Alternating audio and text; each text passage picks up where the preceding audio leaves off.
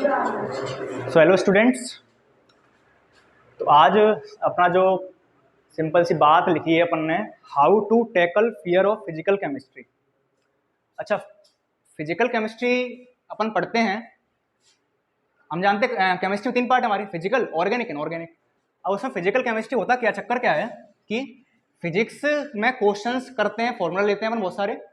Same physical chemistry में बच्चा क्या है, फिजिकल केमिस्ट्री को मतलब नाम से डरता है कि बस फिजिक्स में भी फॉर्मूला करते हैं, यहाँ भी करते हैं, केमिस्ट्री में करते हैं, तो उस तरीके से। तो हमको आपको आज कुछ पॉइंट्स बताएंगे कि आप किस तरीके से इससे पार पा सकते हो, कि आपको जो डर है, आपका फियर है आपका, उससे कैसे टैकल कर सकते हो आप। ठीक है, तो हमको बताना कैसे क्या है। पहली बात तो आप जो समझो आप कि आपको चैप्टर्स कौन कौन से पढ़ने हैं। आपको देखो दिख रहा होगा इसमें, हमें पढ़ना है physical chemistry 11th plus 12th की, सीधी सी बात है, नीट करना है हमको, चाहे वो नीट हो चाहे वो जेई हो, एडवांस, मेंस। आपको पता है 11th क्लास के 7 चैप्टर्स, 12th क्लास के 5 चैप्टर्स। पहला चैप्टर आपका मोल कॉन्सेप्ट, एटॉमिक स्ट्रक्चर आपका यहाँ से, chemical equilibrium, ionic equilibrium, redox reactions, thermodynamics and energetics और बिहेवियर ऑफ गैसेस। 12th में आपको 5 चैप्टर्स दिख रहे होंगे सिर्फ, solid state, chemical kinetics, surface, electro, then solutions. अब आपको देखो एक चीज इसमें थोड़ा अंदर समझ में आ रहा होगा कि मैंने chemical kinetics, electrochemistry, solutions, chemical ionic equilibrium और थर्मोडायनेमिक्स, इसको मैंने अलग कलर से लिखा है। इसमें आपको स्काई ब्लू कलर दिख रहा होगा, कारण साफ साफ है कि आपको ये चैप्टर्स अच्छे तरीके से आना चाहिए। आपको नीट में केमिकल काइनेटिक्स से 2 से 3 क्वेश्चन मिलने वाले हैं, इलेक्ट्रो में आपको 2 से 3 क्वेश्चन मिलने वाले हैं, सॉल्यूशन में आपको 2 से 3 क्वेश्चन मिलने वाले हैं, थर्मोडायनेमिक्स से आपको 2 क्वेश्चन मिलने वाले हैं, केमिकल और आयनिक दोनों मिलाकर आपको मिनिमम 3 से 4 क्वेश्चंस मिलेंगे ही मिलेंगे। बाकी चैप्टर्स आप बोलोगे सर बाकी का क्या करना है, बाकी का देखो ऐसा है, मोल कॉन्सेप्ट चैप्टर है, काफी वास्ट चैप्टर है, काफी सारे कॉन्सेप्ट्स हैं, बट क्वेश्चन आपको सिर्फ एक ही देता है, तो आप इसको बाद के लिए छोड़ेंगे। पहले आप क्या करेंगे, अच्छे क्वेश्चंस पर डिमांड करेंगे। अब आपको मैंने देखो 1, 2 और 3 चैप्टर्स पर मैंने अंडरलाइन कर रखा है, अंडरलाइन, उसका मतलब है रेडॉक्स रिएक्शन बहुत छोटा चैप्टर है, 1 क्वेश्चन आपको देता है। सॉलिड स्टेट काफी छोटा चैप्टर है, 1 से 2 क्वेश्चन आपको देता है, कभी कभार 2 क्वेश्चन आ जाते हैं इसके, 2023 में 2 क्वेश्चन आए हुए हैं इसके। बिहेवियर ऑफ गैसेस फिजिक्स से लिंक करता है, केमिस्ट्री के थर्मोडायनेमिक्स से लिंक करता है, खुद का चैप्टर अलग है, 1 क्वेश्चन आपको देता है। तो ऐसे चैप्टर जो अपन को बहुत जल्दी सॉल्व हो रहे हैं और अपन उनमें 1 क्वेश्चन आराम से ले रहे हैं, तो अपन ऐसे बड़े बड़े चैप्टर करें काय के लिए, पहले करना सब कुछ है। अब एटॉमिक स्ट्रक्चर काफी टाइम तक पढ़ा, क्वेश्चन हमें 1 ही मिला, हो सकता है वो भी नहीं मिले। बात समझ में आई आपके? ये हमारे सारे चैप्टर्स हैं, 7 और 5 12 चैप्टर्स हैं, और आप जानते हो टोटल 50 में से 17 क्वेश्चन आपको आउट ऑफ मिलते हैं इसमें, क्योंकि 50 क्वेश्चन आते हैं, 45 करने होते हैं हमें, 17 क्वेश्चन आपको फिजिकल केमिस्ट्री से मिलने हैं। 17 क्वेश्चन आपको इस तरीके से डिवाइड होंगे सारे चैप्टर्स में। पहले आपको केमिकल, इलेक्ट्रो, सॉल्यूशन, 2 चैप्टर ये वाले, देन थर्मो। अगर ये कर लिया आपने, आपके 9 या 10 क्वेश्चन खत्म हो, बाकी सारे चैप्टर आराम से पढ़ते जाओ।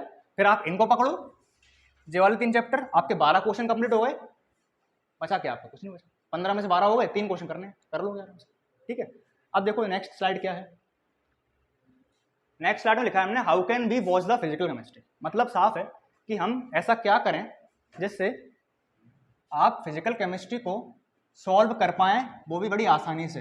अपन कैसे कॉन्सेप्ट यूज करेंगे, कैसे क्या करेंगे, देखो मैंने कुछ पॉइंट्स लिखे हुए हैं। अब पॉइंट्स तो नहीं आएंगे पेपर में, सीधी सी बात है, अब हमको बात करनी है कि कैसे क्या होगा। पहली बात मैंने क्या लिखी है, firstly you read the classroom. जैसे आप कोचिंग पढ़ते हो, अब यहाँ पढ़ रहे हो, हमने आपको पढ़ाया, किसी भी टीचर ने आपको पढ़ाया, आपने क्या करा, घर जाके कुछ नहीं करा, घर जाके आपने नोट्स खोले, नोट्स में जो कॉन्सेप्ट कराया, कॉन्सेप्ट समझा आपने, उसने आप सर ने क्वेश्चन कराए होंगे, क्वेश्चन आपने देखा, आपको आंसर से मतलब नहीं आंसर कैसे किया, आपने अगर सॉल्व किया होगा क्लास में तो ठीक है, नहीं किया होगा तो ठीक है, आपने क्वेश्चन घर पे खुद सॉल्व किया, पहली बात हो गई। Then focus on formulas not derivation. मैं आपसे लगातार हर क्लास में ये बोलता हूँ, डेरिवेशन मैंने खूब समझा दिया आपको, खूब समझा दिया, ऊपर से लेकर लास्ट तक पहुंचा, डेरिवेशन हो गया हमारा। आखिर में जो फॉर्मूला निकलेगा ना आपका, आपको सिर्फ उससे मतलब, कोई मतलब नहीं है कि आपका डेरिवेशन कैसे आया। 12 तो करना नहीं है आपको, अल्टीमेटली नीट करना है।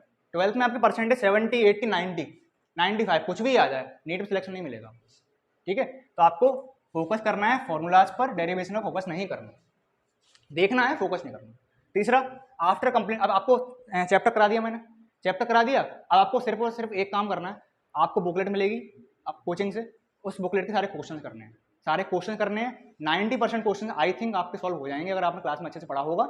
इस वाले पॉइंट को आपने नोटिस किया होगा, ठीक है, ये वाला पॉइंट आपका हो जाएगा। After completing every chapter do complete exercises from booklet you provided, ठीक है। देन सबसे इंपॉर्टेंट बात मैं फिर से बोल रहा हूँ आपको, अगर आपको जो चीज आती है तो आप सिलेक्शन के पास हो, वरना मैं गारंटी दे रहा हूँ आप सिलेक्शन नहीं ले पाओगे। कारण आपको पिछले 10 साल के क्वेश्चन लगाने ही लगाने, PYQs 2023 का पेपर उठा के देखना आप, बहुत क्वेश्चंस एज इट इज रख दिए हैं, उसने एज ऑफ फ्रॉम का भी अंतर नहीं करा, उसने ऑप्शंस के अंतर भी नहीं करे। अब आपके पास वही अलग बात है कि आपके पास सेट अलग आ गया तो ऑप्शन अलग हो जाएंगे, लेकिन कुल मिला के आपको PYQs करने ही करने पड़ेंगे। अगर PYQs अपने 10 साल के कर लिए, अगर जैसे 2024 के लिए आप प्रिपेयर कर रहे हो तो 2014 की बात के क्वेश्चन करने हैं, ठीक है। सबसे ज्यादा इंपॉर्टेंट बात ये है, सबसे ज्यादा अगर आपने ये कर लिया तो अच्छा होता क्या है, हम PYQ करते हैं किस चैप्टर के, तो उसमें होता क्या, सारे कॉन्सेप्ट्स आ जाते हैं। अब आखिरी बात कि अगर आपने जब कर लिया, सब कुछ कर लिया, आप अब सीधी सी बात है भाई, परफेक्ट तो कोई नहीं होता। आपने 100 क्वेश्चन करे, 90 हो गए, 10 नहीं हो गए, आपने दोबारा 10 क्वेश्चन करे वो वाले, 5 हो गए, 5 नहीं हो गए, अल्टीमेटली 4-5 क्वेश्चन ऐसे बचेंगे जो आपके नहीं होंगे। आप सर के पास आइए, हमारे पास आइए, कोई जिसके पास जाना उसके पास जाइए, क्वेश्चन पूछिए, सर बताएंगे आपको कि इंपॉर्टेंट है कि नहीं है, क्वेश्चन तो बता देंगे आपको, फिर आपको बताएंगे इंपॉर्टेंट है कि नहीं है, तो आप उन पर स्टिक रहिए कि आपको क्या करना है, ठीक है। इतनी सी बात मैंने आपसे बोली।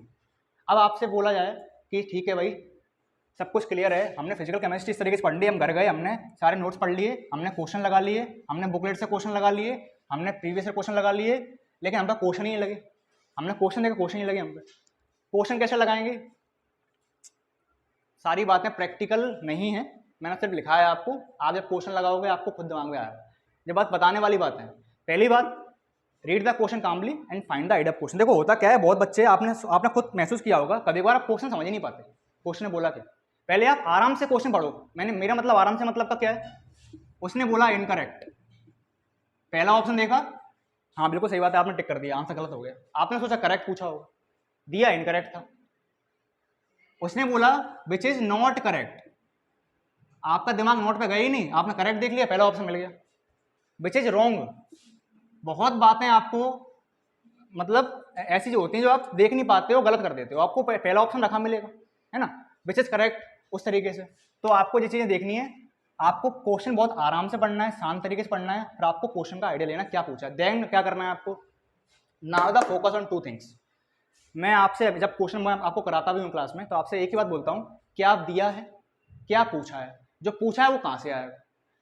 Focus on 2 things only, first that what is given, then second that what is asking.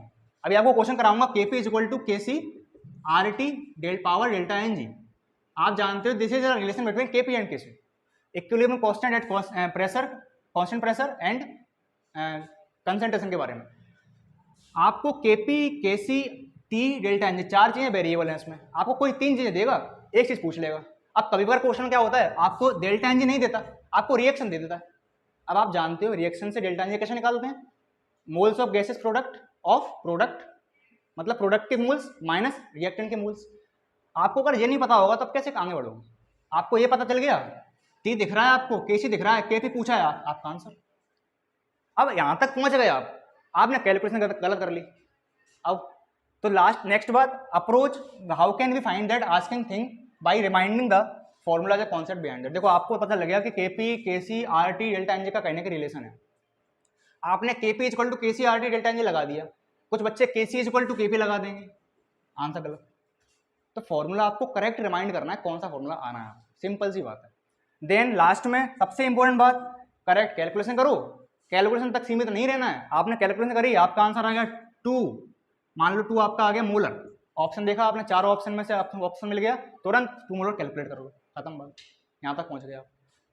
अब ये तो बात होगी अपनी एग्जाम की बात, ठीक है, एग्जाम की बात होगी। अपन घर पे पढ़ते हैं तो क्या करते हैं, घर पे पढ़ते हैं ना, तो आपको सबसे इंपॉर्टेंट बात, क्वेश्चन करने के बाद उस क्वेश्चन में जो कॉन्सेप्ट और छुपे हुए हैं उन पर जाना है। मैंने कैसे बोला इस बात को, अब मैं आपको समझाता हूँ। डेल्टा NG 0 भी होता है, डेल्टा NG 0 से ज़्यादा भी होता है, डेल्टा NG 0 से मतलब 0 से कम भी होता है, मतलब पॉजिटिव नेगेटिव डेल्टा NG 0, आपने पढ़ा होगा सब कुछ। आपको क्वेश्चन दिया in which of the following delta NG 0, आपने क्वेश्चन देखा, अरे यहाँ पर 2 - 2 0 हो रहा है, हमारा आंसर टिक करके चलेगा यहाँ। इतना नहीं करना है, घर पे अगर पढ़ रहे हो तो आप इतना तो करो। इसको फिर आप जो देखो कि डेल्टा NG पॉजिटिव किस केस में होता है, आपने दिमाग लगाया, अरे हम जानते हैं जब KP KC से ज़्यादा होता है तो हमारा डेल्टा NG पॉजिटिव होता है। हम जानते हैं केपी केसी से कम होता है, डेल्टा एन जी नेगेटिव होता है। आपने एक क्वेश्चन में 3 कॉन्सेप्ट समझ लिए।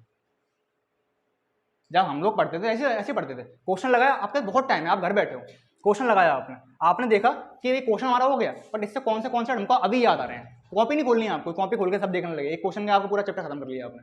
ऐसा नहीं करना है, आपको दिमाग में सोचना है, बहुत चीजें आपके दिमाग में आ जाएंगी, और अगर उस समय आपके दिमाग में जो चीज आएगी वो आपको बहुत आगे तक, लॉन्ग टर्म तक काम करेगी। ठीक है, तो लास्ट पॉइंट इंपॉर्टेंट है, most importantly, do remind all related concepts of that question by yourself, it will cover core of chapter for you.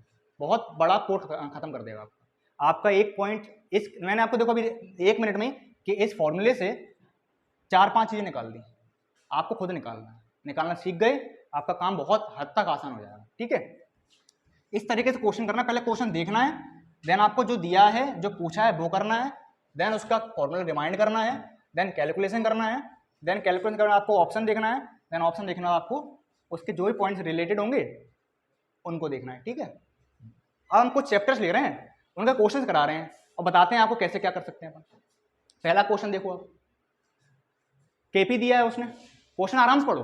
KP for the following reaction is 3, KP 3 दिया है, this is KP, this is temperature 1000 kelvin, CO2 plus C2CO, मैंने वही वाली बात बोली थी आपको, जैसे ही देखा आपने, आपसे पूछा है KC, आपने समझ लिया, हम जानते हैं KP is equal to KC RT power delta NG, KP दिया है आपको, KC पूछा है, आप जानते हो, आप T दिया है आपको, डेल्टा NG का क्या करें। यहां तक पहुंच गए आप, यहां तक मैं कैसे बोल रहा हूं, पहले क्वेश्चन पढ़ा आपने, फिर आपने फॉर्मूला रिमाइंड किया, मतलब जो दिया है वो देखा आपने, फॉर्मूला रिमाइंड किया, फॉर्मूला आपने देखा कि एक चीज हमको गिवन नहीं है, डेल्टा NG, बट अगर दिमाग लगाओगे तो आपको समझ आएगा गिवन तो है, कहां से गिवन है, यहां से गिवन है। डेल्टा NG कैसे निकालते हो आप, डेल्टा NG निकालते हो आप गैसियस मोल के प्रोडक्ट, मतलब प्रोडक्ट माइनस रिएक्टेंट, प्रोडक्ट के मोल माइनस रिएक्टेंट के मोल। और एक बात और मैं आपसे बोल रहा हूं लगातार, कॉन्सेप्ट रिवाइज करने हैं आपको। कॉन्सेप्ट रिवाइज कैसे करोगे, आप जानते हो गैसियस मोल्स ही लेने हैं हमको, सॉलिड मोल नहीं लेने, लिक्विड मोल नहीं लेने। कितने गैसियस मोल्स हैं प्रोडक्ट के, 2 हैं, माइनस 1 CO2 1 C माइनस 1 ही आएगा, इसका कोई मतलब नहीं है, सॉलिड का कोई मतलब नहीं, बिकॉज वी नो सॉलिड का एक्टिव मास 0 होता है। ठीक, कितना आ गया डेल्टा NG, 1 आ गया। केपी पूछा, केपी दिया है उसने 3, केसी पूछा है, RT दिया है उसने, अच्छा R की वैल्यू क्या है 0.083 इंटू 1000, और डेल्टा NG वैल्यू कितनी है 1। सॉल्व कर लो इसको, 3/0. अच्छा इसको सॉल्व कर लोगे आप, कितना आ जाएगा 83 आ जाएगा, सॉल्व कर लेना, आपका आंसर आ जाएगा। ठीक है, 3.36 इंटू 10⁻3, थर्ड ऑप्शन आ जाएगा, सॉल्व कर लेना इसको आप। कैलकुलेशन तो आप खुद कर लोगे, कैलकुलेशन तक अगर पहुंच गए आप तो आपका आंसर तो पक्का आएगा ही आएगा, चाहे आप 10 सेकंड एक्स्ट्रा लगाओ, चाहे 10 सेकंड कम लगाओ। ठीक है, मैंने आपसे बोला, आपने यहाँ तक पहुंचे, आपने एक बात और रिमाइंड कर ली कि हमारा फॉर्मूला जो होता है, दूसरी बात हम सॉलिड को लिखते नहीं है, तीसरी बात कि यहाँ डेल्टा NG आपका पॉजिटिव आ रहा है। ठीक है, खत्म बात। अब आप यहाँ खुद देख लो, केपी और केसी में ऐसा डेल्टा NG पॉजिटिव आता है तो क्या आता है, केपी बड़ा होता है, केसी बड़ा होता है, केपी बड़ा होता है, KP is greater than KC. KP कितना है 3 है, केसी कितना आ रहा है 3 से कम आ रहा है, देखो साफ साफ दिख रहा है, चीजें क्लियर हो गई। नेक्स्ट क्वेश्चन देखो, नेक्स्ट क्वेश्चन में आपको बहुत सारे कॉन्सेप्ट रिवाइज हो जाते हैं, मैं आपसे वही बात बोल रहा हूँ लगातार, आप बात को समझोगे अभी, जब क्वेश्चन करा रहा हूँ मैं, ये वाला क्वेश्चन आपको अभी समझोगे आप। उसने बोला value of equilibrium constant of the reaction, उसने इस रिएक्शन के लिए HI is given to half H2 plus half I2 is 8, इसका उसने K दिया है 8 इस रिएक्शन का। उसने पूछा इस रिएक्शन का K कितना होगा। हम क्या करते हैं, रिएक्शन जो दी है उसको इस रिएक्शन से कंपेयर करते हैं।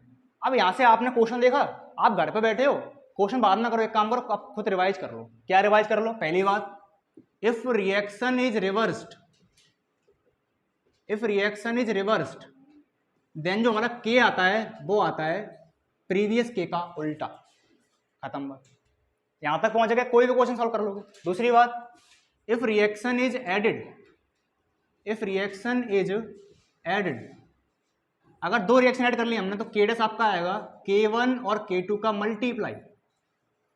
मान लो 2 रिएक्शन दी होती है हमको, उससे तीसरी रिएक्शन पूछता हमसे, उसका K' पूछता, इसका K इंटू कर देते, खत्म बात। तीसरी, if reaction multiply by n, multiply by N, क्या करोगे, के डैश इज इक्वल टू जो के पहले का होगा उसकी पावर कर दोगे एन, जिससे मल्टीप्लाई किया होगा। चौथी बात, if reaction divide by N, चार ही बातें आती हैं बस, क्वेश्चन पूछा है बात की बात है, डिवाइड बाई एन आप करोगे के डैश इज इक्वल टू के पावर 1 बाई एन, बस यहाँ पहुंच गए आप। कौन सा क्वेश्चन दिया, देखो क्वेश्चन दिया है उसने जी, अच्छा H2 प्लस I2 2HI, पता 2HI HI कहाँ है हमारा, यहाँ है, यहाँ लेफ्ट हैंड साइड में था, यहाँ राइट हैंड साइड में, मतलब रिवर्स हो गई रिएक्शन। रिवर्स का मतलब साफ है 1/8, क्योंकि 1/8 है ना, हमको के डैश निकालना है।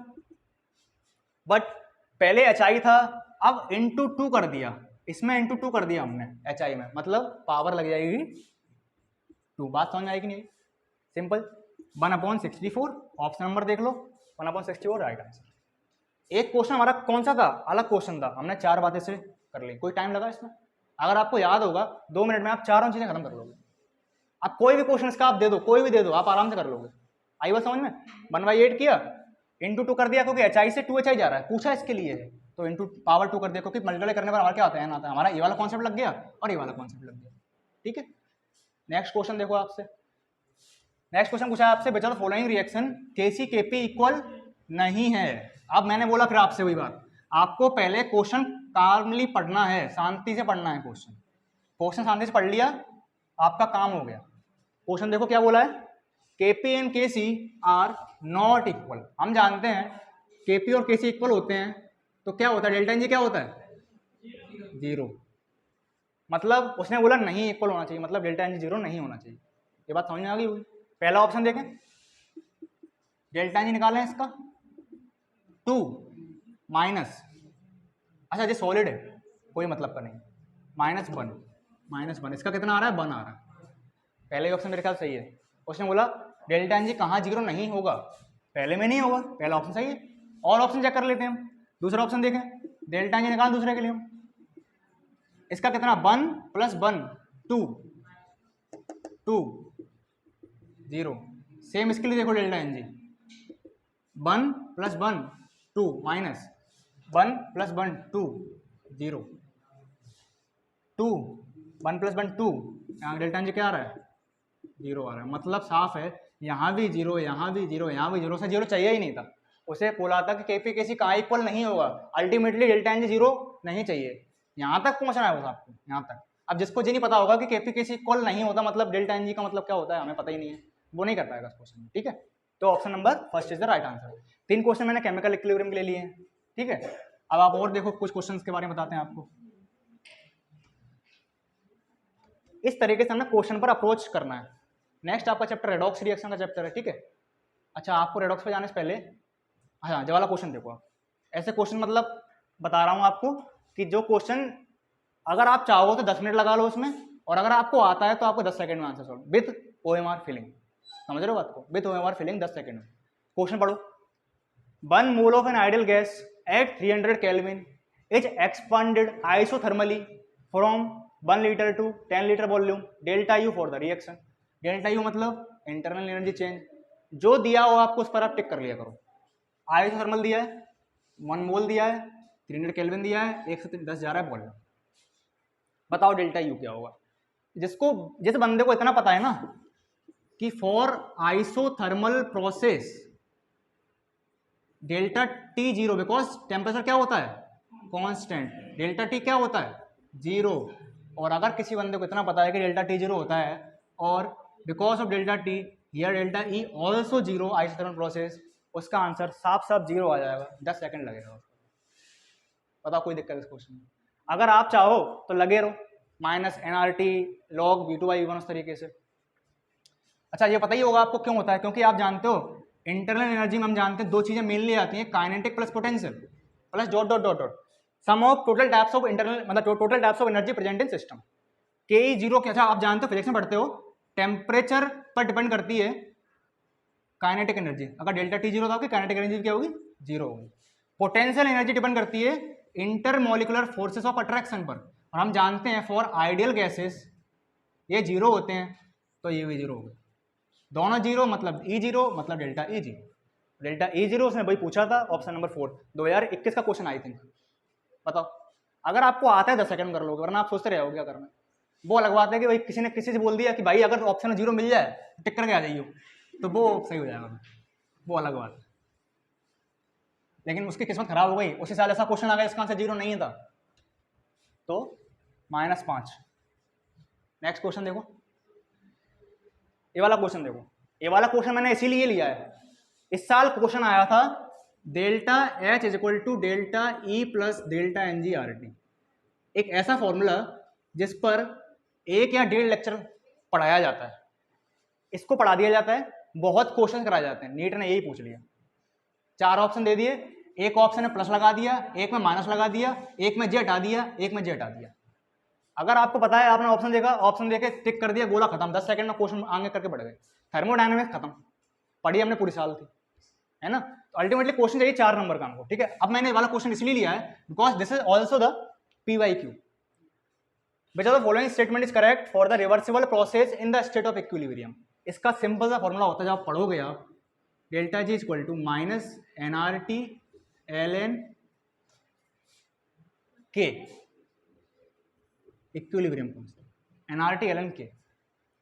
अब आप देखना, आपको पहली बात अगर कुछ चीजें भी आती होंगी ना तो आपका आंसर हो गया, आपको पता माइनस आएगा इसमें। पहला ऑप्शन खत्म, तीसरा ऑप्शन खत्म। बताओ, पहला ऑप्शन खत्म, तीसरा ऑप्शन खत्म। अब माइनस यहां आ रहा है, माइनस यहां आ रहा है। दूसरी बात, आपका हमेशा डेल्टा जी होता है, this is standard delta G, standard delta G, delta G not से इसको आप रिप्रेजेंट करते हो। पहला ऑप्शन गलत पहले ही था, दूसरा तीसरा गलत था, चौथा अब गलत हो गया, delta G not. Second option is the right answer. बाकी आप सॉल्व कैसे करोगे इसको, आप ln को चेंज कर दो किसमें, 2.303 में, तो 2.303। अच्छा, n आपका 1 मान लिया होगा तो RT log K, n नहीं दिया कोई दिक्कत नहीं, n नहीं दिया उसने तो RT log K, option number second is the right answer. बताओ कोई दिक्कत इस क्वेश्चन। अगर आपने एक बार भी फॉर्मूला पढ़ा होगा, 2 बार भी फॉर्मूला पढ़ा होगा, इसके 2 क्वेश्चन भी कर लिए होंगे ना आपने, तो आपका काम हो गया। और आप मेरी बात माना, जब अपना चैप्टर पढ़ेंगे, इस चैप्टर में इस वाले पॉइंट से बहुत क्वेश्चन आते हैं। इलेक्ट्रोकेमिस्ट्री में भी बात आती है इसकी, ठीक है। इलेक्ट्रोकेमिस्ट्री पढ़ रहे हैं अपन चैप्टर, उसमें आपका बहुत कुछ इस पर डिपेंडेंसी होती है आगे जाती है, ठीक है। सिंपल क्वेश्चन है कि नहीं, बिल्कुल सिंपल क्वेश्चन। अब आप देखो, एक और क्वेश्चन इस पर कराते हैं अपन, एक और क्वेश्चन कराते हैं इस पर अपन बेस्ट, जो मैंने अभी छोड़ा हुआ है, ये वाला क्वेश्चन देखो आप। उसने बोला if 400 kilo joule work is done by the system. आपको पढ़ाते हैं तो आपसे एक बात बोलते हैं, हमारे पास 4 चीजें आती हैं, work done by system, work done on the system, और हीट रिलीज बाय सिस्टम, और आपका हीट एब्जॉर्ब बाय सिस्टम, फिर गिवन टू सिस्टम। एक ही बात है, आपको सिंपल पढ़ाया था मैंने। हीट रिलीज करोगे किसी सिस्टम से तो उसकी हीट कम होगी, मतलब माइनस जाएगी उसकी, दैट इज माइनस। और अगर हीट किसी सिस्टम में दोगे तो अच्छी बात है, उसको फायदा मिलेगा पॉजिटिव। वर्क डन के मैंने आपको बताया था कि अगर आपको वर्क करना पड़े, आप आराम से बैठे थे एक जगह पे, आपसे बोला वर्क करो जाके, तो आपके लिए बेकार है, नेगेटिव। मतलब सीधी सी बात है, वर्क डन अगर सिस्टम करेगा तो उसकी एनर्जी लॉस होगी, मतलब नेगेटिव। यहाँ आएगा पॉजिटिव। सारी चीजें बताई हुई हैं आपको। क्वेश्चन देखो, work done is done by system, by system मतलब नेगेटिव। 400 कितना हो गया, -400, लिख लिया आपने, खत्म बात। And 150 kilo joule heat is given to system, given मतलब पॉजिटिव, तो ये कितना हो गया आपका +150। What will be effect on internal energy, simple सा फॉर्मूला, आपसे मैंने पोल रखा है, इंटरनल एनर्जी दिया जाए तो एक ही फॉर्मूला दिमाग में आता है, that is Q + W। First law of thermodynamics, delta E पूछा है, Q 150 दिया है प्लस का, माइनस W क्योंकि माइनस दिया है 400, आंसर निकाला -250। बताओ आंसर क्या जाएगा। पहली बात क्लियर है, थर्ड गलत, फोर्थ गलत। 250 250, उसने लगाया माइनस, इंक्रीज की जगह आ जाएगा डिक्रीज, ऑप्शन नंबर 2। इस क्वेश्चन के जरिए हमने 4 कॉन्सेप्ट और देख लिए, 4 चीजें और पढ़ ली, ये देख ही लिया हमने। बहुत चीजें अपन कर सकते हैं एक क्वेश्चन के जरिए, ठीक है ना। तो ये क्वेश्चन आपका हो गया, हमने केमिकल इक्विलिब्रियम की बात देख ली, हमने थर्मोडायनेमिक्स की चीजें देख ली। अब आपको एक और चैप्टर बताते हैं कोई सा।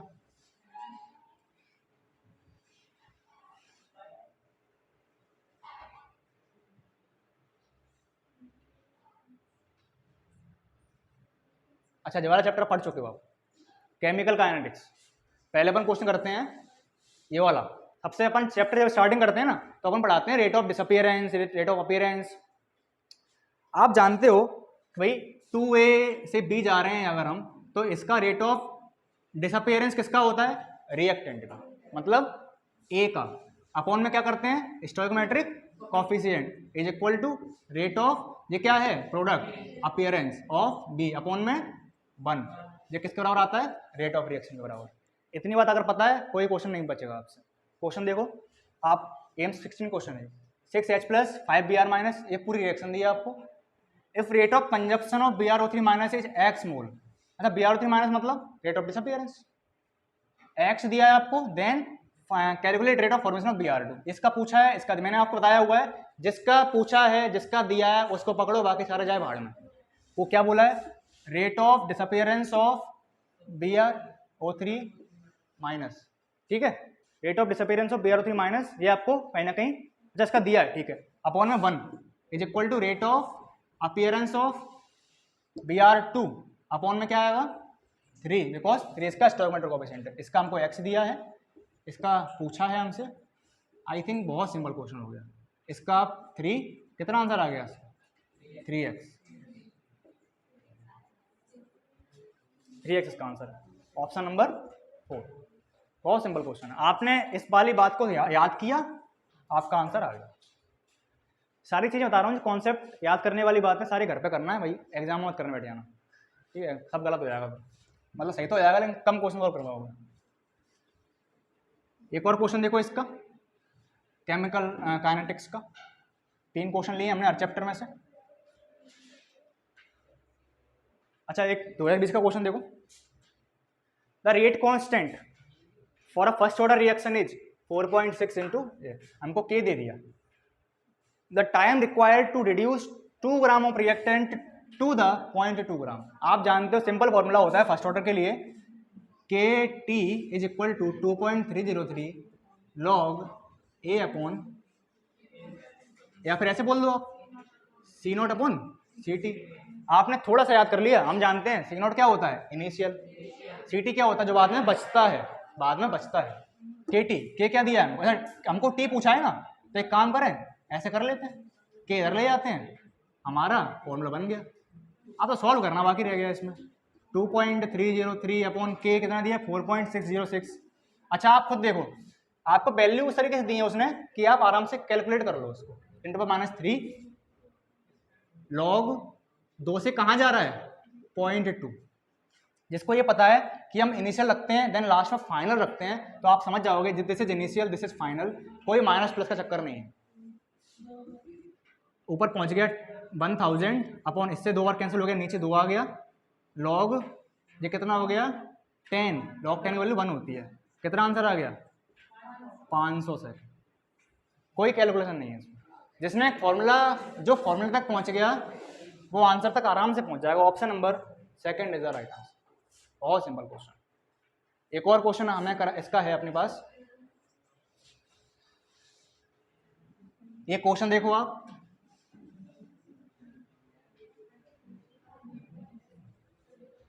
The expression which gives 1/4 life of first order reaction. अब यहाँ पर गलतियां बहुत हो सकती हैं। देखो कोई चाहे 4/3 आंसर ला सकता है, कोई चाहे 3/4 ला सकता है। क्या करेंगे इसमें अपन? देखो सोचो आराम से। मैंने आपको बताया था कि T½ क्या होता है? 50%, मतलब 50% खत्म हुआ कि बचा? खत्म हुआ। दिस इज द खत्म वाला सिस्टम। बचा कितना? 50। आपको 1/4 लाइफ दिया है, मतलब ये क्या है? खत्म है कि बचा हुआ है? खत्म हुआ है। 1/4 खत्म हुआ है, तो 1 में से 1 - 4 घटाओगे, जो बचेगा 3/4। ये क्या होगा आपका? बचा होगा। इनिशियल कितना था? 1, बचा कितना? 3/4। आराम से आंसर लगाओ। पूछा क्या है उसने? टाइम पूछा है ना, तो टाइम क्या होता है? अच्छा पहली बात तो ये है कि आपको फॉर्मूला अगर आ गया ना तो आपके 2 ऑप्शन वैसे हट गए। खुद देखो आप, 2.30 ऊपर आएगा कि नीचे आएगा? ऊपर आएगा, पहला ऑप्शन हट गया। अच्छा 3 ऑप्शन बचे हैं, चलो 2.303 बाई K लॉग इनिशियल कितना है? 1, फाइनल कितना है? हमने निकाल लिया 3/4। 4/3 आ गया, लॉग 4/3। ऑप्शन नंबर देखो उसने ऑप्शन नंबर फर्स्ट भी दिया था 4/3, आपको यहाँ देखने के साथ साथ यहाँ भी देखना है, ठीक है। ऑप्शन नंबर 4 ना जे सही होगा ना जे सही होगा। हाँ अगर आप मतलब अगर आप जो है मेरे ख्याल से आप इसमें लगा सकते हो इस वाला आंसर जी, ठीक है। इसमें और कुछ उसमें गोलमाल दिया नहीं है इसने। अगर 1/4 की जगह 4 ऊपर कर देता तो 4 इधर आना चाहिए था, ऑप्शन दिए ही नहीं उसने। कोई दिक्कत ही नहीं, आराम से कर लोगे इस क्वेश्चन को, ठीक है। 3/4 4/3, ठीक। ये आपका कितना आ गया 2.303/k log 4/3, इस तरीके से हो जाएगा, ठीक है। एक चैप्टर और देख लेते हैं बस, लास्ट चैप्टर, एक और चैप्टर देख लेते हैं बस।